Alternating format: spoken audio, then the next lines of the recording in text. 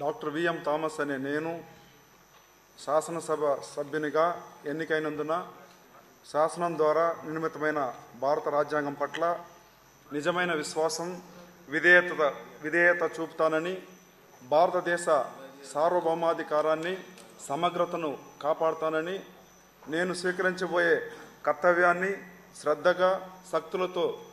శ్రద్ధాశక్తులతో నిర్వహిస్తానని దైవ సాక్షిగా ప్రమాణం చేస్తున్నాను.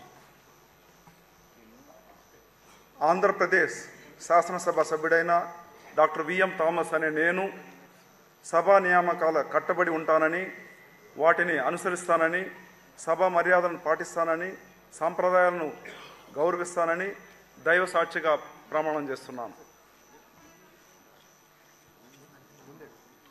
డాక్టర్ ఉగ్ర నరసింహారెడ్డి ముక్కు.